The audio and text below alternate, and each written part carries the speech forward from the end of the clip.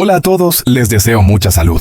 En el mundo del boxeo hay debates que nacen, crecen y mueren en cuestión de horas, pero hay otros que se instalan como una sombra persistente, que no se disipan con titulares ni con estadísticas. El cruce de nombres Canelo Álvarez y David Benavidez pertenece a esta última categoría. Y cuando dos voces como Julio César Chávez y Juan Manuel Márquez deciden pronunciarse, el ambiente cambia de inmediato. No hacen falta gritos ni provocaciones. Basta con el peso de sus palabras, forjadas en sangre, gloria y derrotas, para que todo se vuelva más denso, más inquietante, casi insoportable. Ambos hablaron con la calma de quienes han estado allí, en el centro del huracán.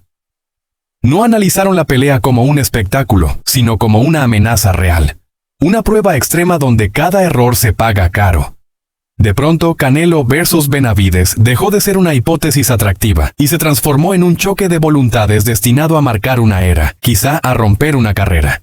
Julio César Chávez fue el primero en apuntar al corazón del peligro. Su voz, grave y contenida, describió un escenario que muchos aficionados prefieren ignorar. Habló del ritmo asfixiante, de esa presión constante que no concede segundos para pensar. De la sensación de tener al rival siempre encima, empujando, castigando, obligando a retroceder incluso cuando el cuerpo ya no responde igual. Para Chávez, el verdadero infierno no aparece en los primeros asaltos, cuando la energía aún sobra y la confianza domina. El riesgo real surge más tarde, en ese instante traicionero en el que las piernas pesan, la respiración se acorta y la mente empieza a dudar. Según el legendario campeón, es ahí donde se define todo. No por fuerza bruta, sino por resistencia mental, por la capacidad de soportar el dolor sin perder la lucidez. Un segundo de vacilación, una decisión mal tomada, puede abrir la puerta a una noche interminable. Juan Manuel Márquez, siempre más analítico, llevó la conversación a un terreno aún más inquietante. Se detuvo en los detalles que no se ven desde las gradas ni se repiten en las repeticiones televisivas. El ángulo exacto de salida después de lanzar un golpe, el control milimétrico de la distancia, la frialdad necesaria para castigar sin quedar expuesto. Márquez recordó que Canelo Álvarez no pelea solo con los puños, sino con la paciencia de quien sabe esperar, de quien entiende que el error fatal no se fuerza, se provoca. Pero cuando el nombre de Benavidez entró en escena, su tono cambió. Ya no hubo medias palabras. Habló de un peleador que no retrocede jamás, incluso cuando el precio es alto. De alguien que convierte cada intercambio en una prueba de resistencia y cada asalto en una declaración de intenciones. Márquez lanzó una advertencia silenciosa pero contundente. Hay rivales que no se intimidan con la experiencia ni con la fama.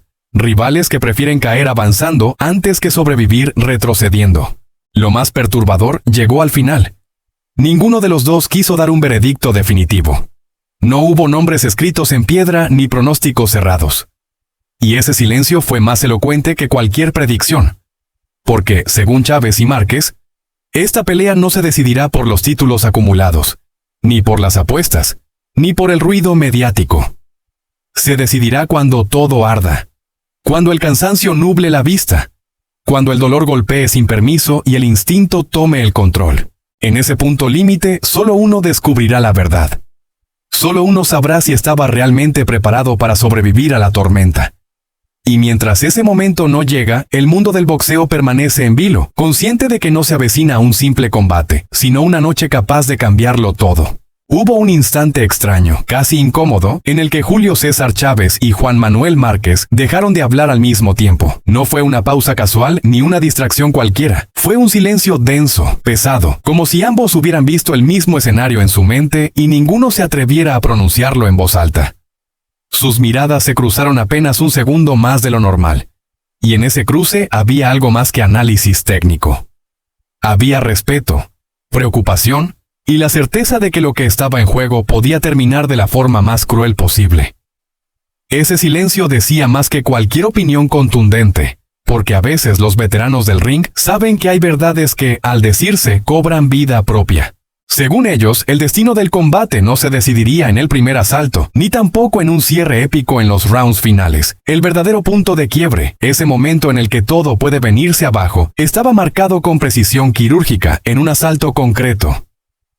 Un round donde el cuerpo empieza a traicionar al plan, donde la mente duda apenas una fracción de segundo, y el cansancio ya no se puede disimular con orgullo. Es ahí, dijeron sin decirlo del todo, donde la pelea deja de ser una batalla de talento y se convierte en una lucha de supervivencia. Un solo error en ese asalto específico puede cambiar por completo la narrativa. El favorito empieza a parecer vulnerable y el perseguidor huele sangre.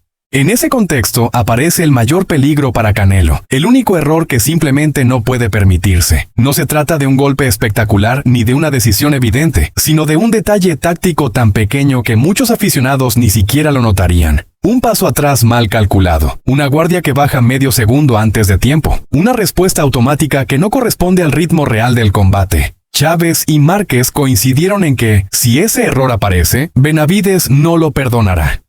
No lo explotará de inmediato con furia descontrolada, sino con frialdad, acumulando castigo, convirtiendo un fallo mínimo en una avalancha imposible de detener. Lo que empieza como un descuido termina transformándose en un desastre. Lo más inquietante es el escenario en el que Benavidez logra imponer el tipo de pelea que Canelo más detesta. No una guerra abierta donde el mexicano puede lucir su precisión y su control, sino un combate incómodo, sucio, lleno de presión constante y golpes lanzados desde ángulos incómodos. Benavidez empujando, cortando el ring, negándole el espacio, obligándolo a reaccionar en lugar de pensar. Es una situación rara, casi antinatural para Canelo, sacarlo de su zona de seguridad, forzarlo a pelear sin pausa, sin el ritmo que él mismo construye. Ahí es donde incluso un campeón consolidado puede empezar a verse humano. En ese tipo de pelea, cada segundo pesa como una tonelada. La respiración se acelera, las decisiones se vuelven instintivas y el plan original se diluye. Chávez y Márquez saben que, si Benavidez consigue ese escenario, el combate entra en territorio desconocido. No importa el palmarés, no importa la experiencia, el ring se convierte en un lugar hostil, donde manda a quien impone el caos. Y es precisamente por eso que aquel silencio inicial fue tan revelador. Porque ambos entendieron que no hablaban de un simple combate, sino de una noche en la que una sola secuencia, un solo asalto y un solo error pueden derrumbarlo todo. No fue una discusión tranquila ni un intercambio de opiniones diplomático. Cuando los nombres de Chávez y Márquez entran en la misma frase, el ambiente se tensa de inmediato. La pregunta parece simple, pero es profundamente incómoda. ¿Este combate se gana con el cuerpo o con la voluntad? Para Chávez, el cuerpo es solo una herramienta que se rompe tarde o temprano. Lo que decide es la capacidad de seguir avanzando cuando ya no queda nada. Márquez, en cambio, insiste en que el cuerpo marca el límite real, que la mente puede empujar, sí, pero solo hasta donde los músculos y los reflejos lo permiten. Dos visiones opuestas, dos filosofías que chocan con violencia incluso antes de que suene la campana. La pelea, según ambos, no se define en los primeros asaltos. Ahí todo es apariencia, energía fresca, planes intactos. El verdadero combate empieza cuando el sudor arde en los ojos, cuando las piernas pesan como plomo y la respiración deja de obedecer. Es entonces cuando surge la grieta. Algunos cuerpos siguen en pie, pero la mente empieza a dudar. Otros mantienen la cabeza fría, pero el cuerpo ya no responde.